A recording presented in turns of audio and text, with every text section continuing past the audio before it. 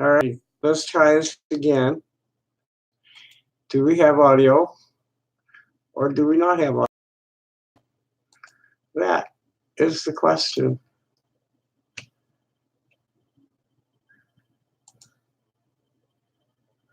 I got until about 10 o'clock to make noise and do that. If I still feel like staying on, I have something I wanted to read. I got until about 10. Okay, and it's not real bad lag either. How about that? Okay, so I'm just going to blow.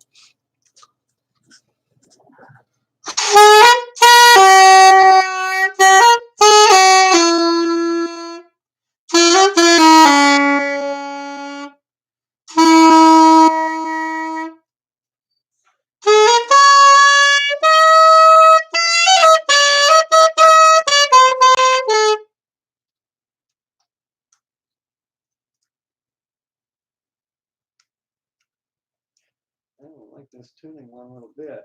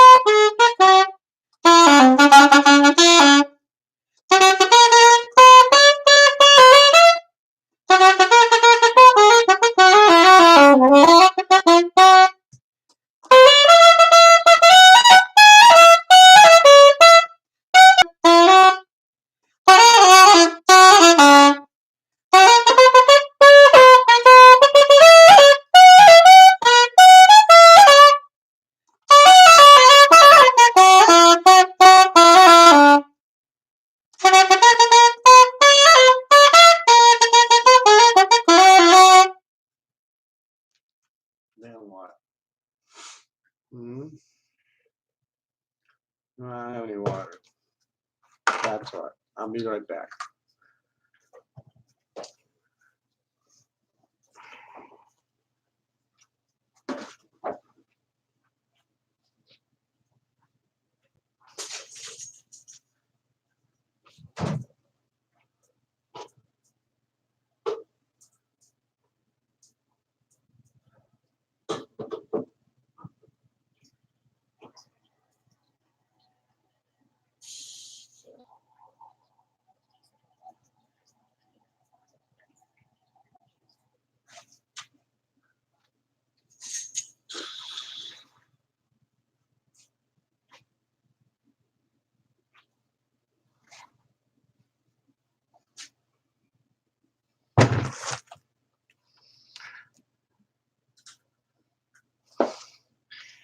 Okay, if you insist, let's see if I got it.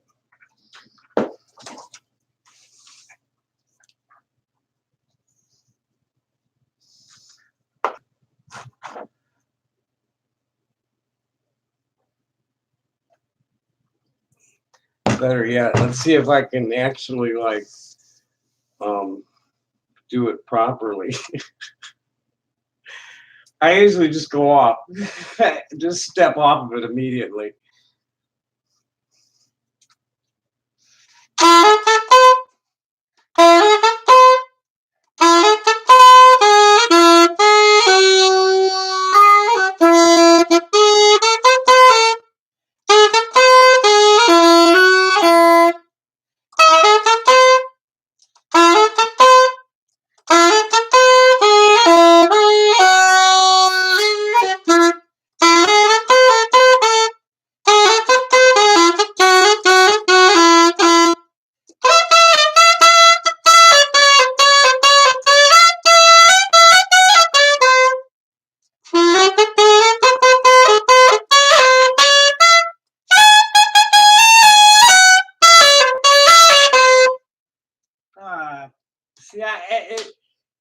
can't really play that alone. And that's why I always go somewhere else. And you need an actual band to play that. Once you run through it once, it's gone. Um,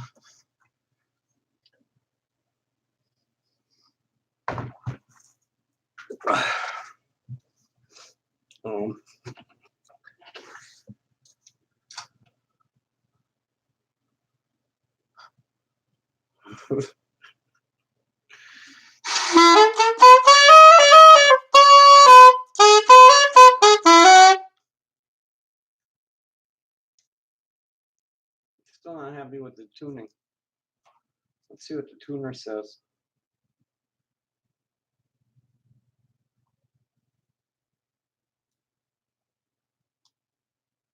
Tuner says it needs a battery. Bitch, I just put a battery in it recently and I don't want to use it.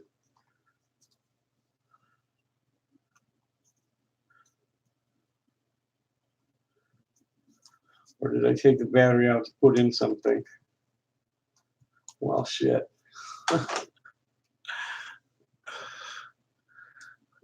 Thank you, Mike.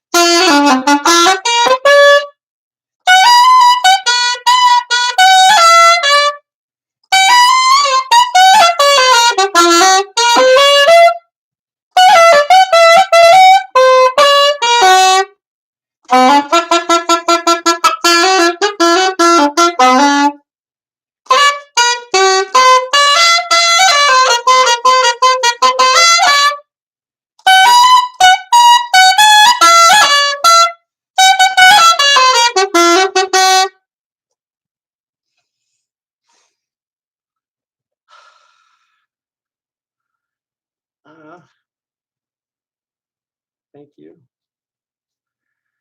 I needed to clear my head. The politics has just been too much. I had to block a customer. Just rabid Trumpism. I can't deal with it.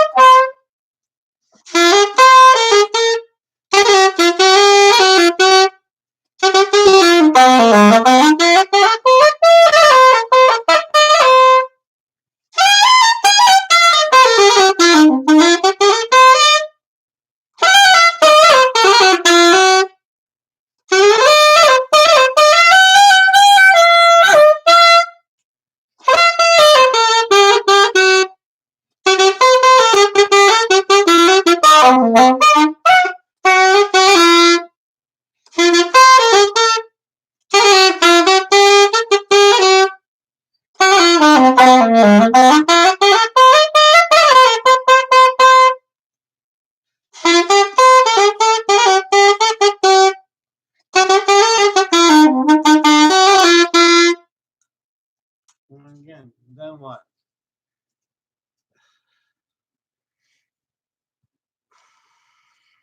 I don't know how much of this I'm gonna be able to keep up before I bore myself.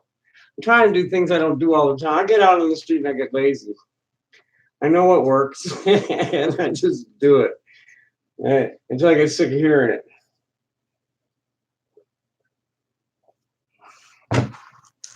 Trying to reach for things I don't do on the street all the time.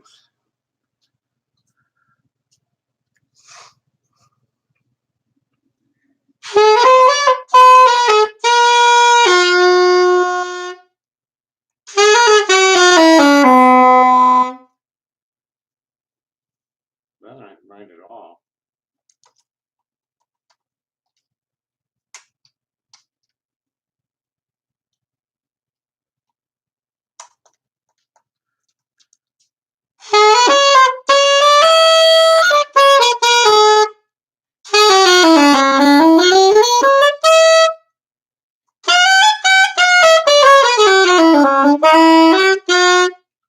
I had some keys stuck. That's why I wasn't right.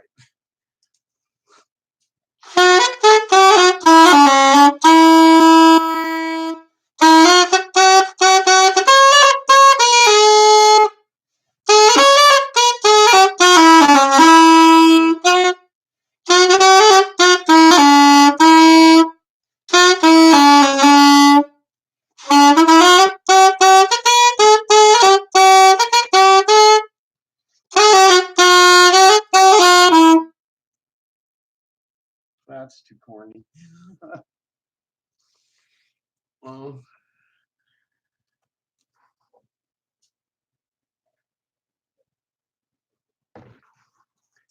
Just in case anybody was interested, I'm not playing anything. I'm just like pulling phrases out of the air and then trying to do something to them.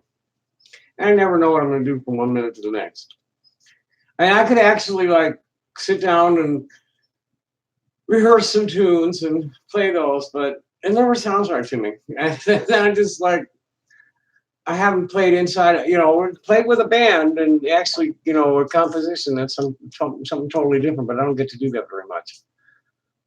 Hardly ever even get any people that can jam with a horn. I can comp to just about anything, but then never mind.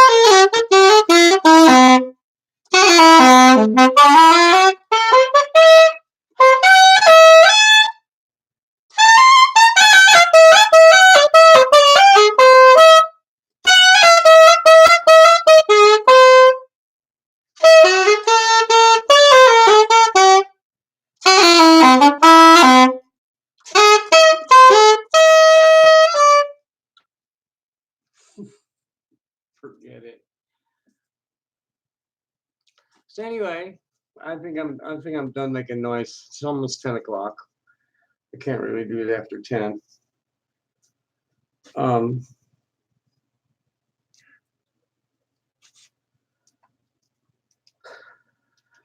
Boy, the state of our union just gets scarier and scarier every day.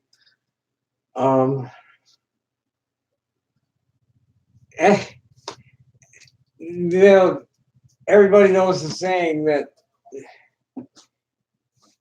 people who don't learn from history are doomed to repeat it. There's another saying that goes with that. People who learn from history are doomed to watch everybody else repeat it. And that's kind of what's happening now, is that the comparisons of Mussolini and Hitler that are being made to the Twitler regime are real well founded. Here's this. This is an interesting article about this. This was written in 1941. Fascism, according to Stefan Zweig, when it's too late to stop fascism. This is from the New Yorker on February 6, 2017. Subscribe and sign in and shit. I'm just taking a minute to clear the screen. Beloved France had fallen to the Nazis the previous year. The Blitz had reached a peak in May, with almost 1,500 Londoners dying in a single night. Operation launched in June. Hitler's Einsatzgruppen, mobile killing squads, roared along just behind the army, massacring Jews and other vilified groups, often with the help of local police and ordinary citizens. Zweig himself had fled Austria preemptively among militias. Zweig had, at the time, was regarded as one of Europe's most prominent humanist pacifists, and the absurd crudity of the police action so outraged him that he began packing his things that night. From Austria, Zweig and his second wife Lottie went to England, then to the New World, in Ossining, New York. There, Zweig said to furious work on his autobiography, laboring like seven devils without a single walk, as he put it. Some 400 pages poured out of him in a matter of weeks. His productivity reflected a sense of urgency. The book was conceived as a kind of message to the future. As a law of history, he wrote, the contemporaries are denied a recognition of the early beginnings of the great movements which determined their times. For the benefit of subsequent generations who would be tasked with rebuilding society from the ruins, he was determined to trace how the Nazis' reign of terror had become possible, and how he and so many others had been blind to its beginnings. And here I am saying that the Nazis won the war, that the encroachment of industrial fascism into the American Republic began in 1945 with Operation Paperclip, and they've been in control of the administrative branch since they splashed John Kennedy's brains all over his wife's pink Chanel dress. But that's just me. Zweig noted that he would not remember when he first heard Hitler's name. It was an era of confusion filled with ugly agitators. During the early years of Hitler's rise, Zweig was at the height of his career and a renowned champion of causes that sought to promote solidarity among European nations. He called for the founding of an international university with branches in all the major European capitals, with a rotating exchange program intended to expose young people to other communities, ethnicities, and religions. He was only aware that the nationalistic passions expressed in the First World War had been compounded by new racist ideologies in the intervening years. The economic hardship and sense of humiliation that the German citizenry experienced as a consequence of the Versailles Treaty had created a pervasive resentment that could be enlisted to fuel any number of radical, bloodthirsty projects.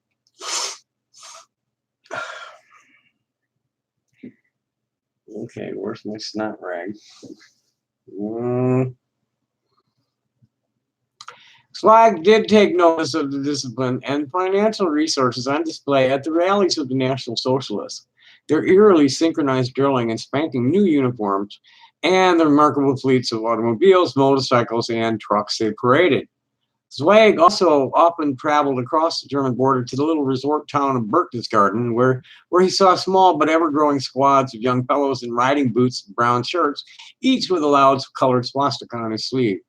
These young men were clearly trained for attack, Zweig recalled, but after the crushing of Hitler's attempted push in 1923, Zweig seemed hardly to have given the National Socialists another thought until the election of 1930, when support for the party exploded from under 1 million votes 2 years earlier to more than 6 million.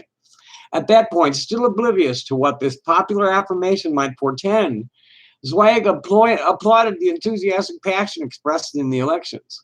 He blamed the stuffiness of the country's old-fashioned Democrats for the Nazi victory, calling the results at the time a perhaps unwise but fundamentally sound and approvable revolt of youth against the slowness and irresolution of high politics. In his memoir, Zweig did not excuse himself or his intellectual peers for failing early on to reckon with Hitler's significance. The few among writers who had taken the trouble to read Hitler's book ridiculed the bombast of its stilted prose instead of occupying themselves with his program. He wrote, they took him neither seriously nor literally. Even into the 1930s, the big democratic newspapers, instead of warning their readers, reassured them day by day that the movement would inevitably collapse in no time. Prideful of their own higher learning and cultivation, the intellectual class could not absorb the idea that thanks to the invisible wire pullers, the self-interested groups and individuals who believed they could manipulate the charismatic maverick for their own gain, this uneducated beer hall movement was exposed to Hitler, and where every citizen believed that his liberty and equal rights were secured by the solemnly affirmed Constitution. How long is this anyway? This has got some length to it. Okay, it's a few more minutes.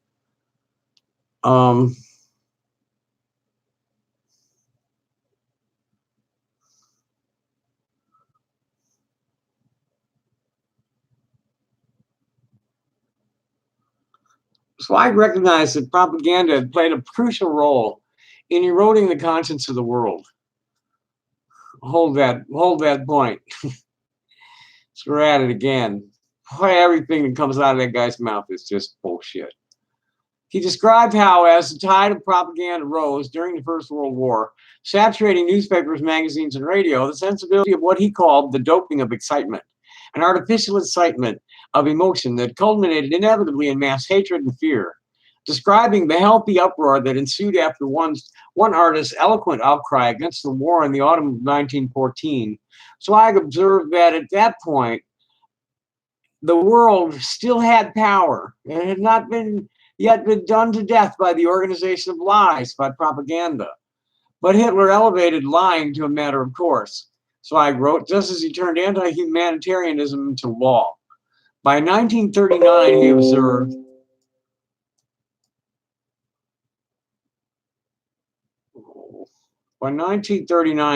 not a single pronouncement by any, go away.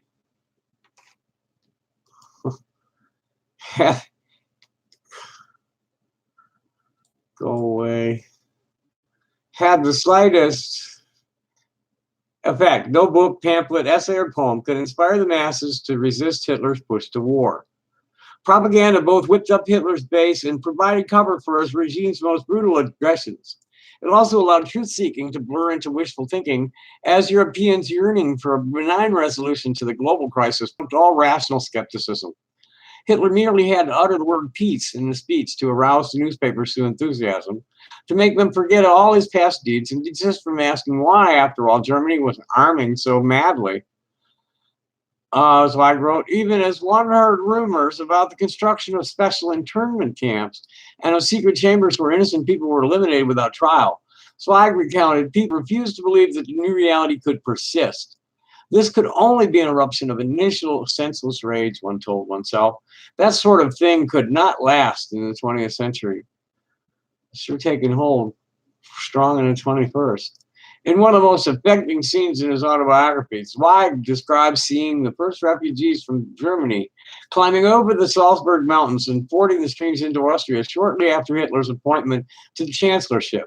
Starved, shabby, agitated, they were leaders in this panic flight from inhumanity which spread over the whole earth.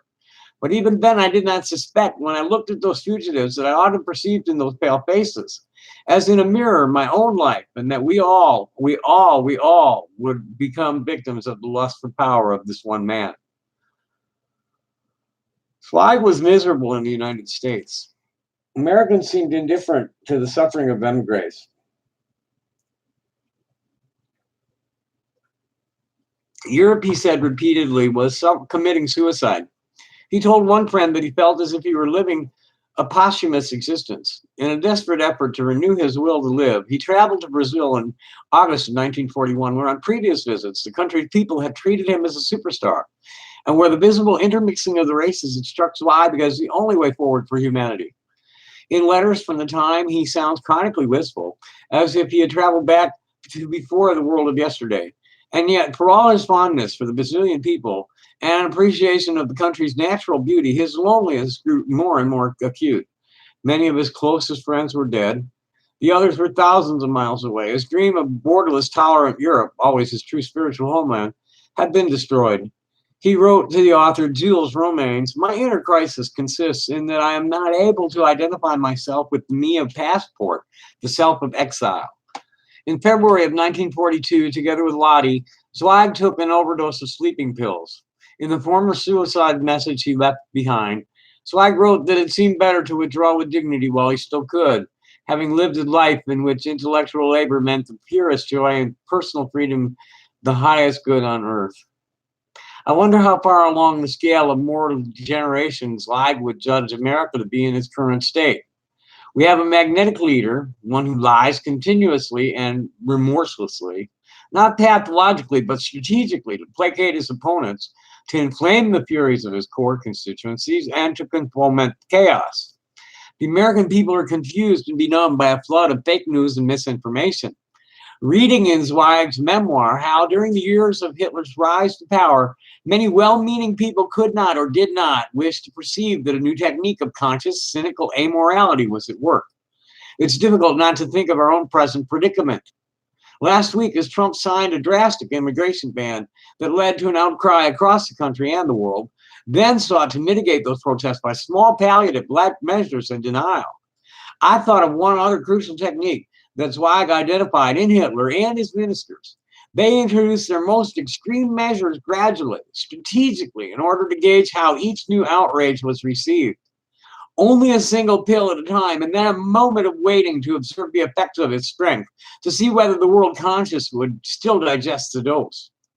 Zweig wrote, the doses became progressively strong. All Europe finally perished from them. And still, Zweig might have noted that as of today, President Trump and his sinister wire pullers have not yet locked the protocols for their exercise of power into place. Well, this was in 2017. So things have changed since then. One tragic lesson offered by the world of yesterday is that even in a culture where misinformation has become omnipresent, where an angry base, supported by disparate, well-heeled interests, feels empowered by the relentless lying of a charismatic leader, the center might still hold. In Zweig's view, the final toxin needed to precipitate German catastrophe came in February of 1933 with the burning of the National Parliament building in Berlin, an arson attack Hitler blamed on the communists, but which some historians still believe was carried out by the Nazis themselves. At one blow, all of justice in Germany was smashed. The destruction of a symbolic edifice, a blaze that caused no loss of life, became the pretext for the government to begin terrorizing its own civilian population. That fateful conflagration took place less than 30 days after Hitler became chancellor. The excruciating power of Zweig's memoir lies in the pain of looking back and seeing that there was a small window in which it was possible to act, and then discovering how suddenly and irrevocably that window can be slammed shut. And nobody said anything. So I'm probably going to just wrap it up because my face hurts. And I don't want it right there. Anyway, thanks for coming. Happy day. Bye.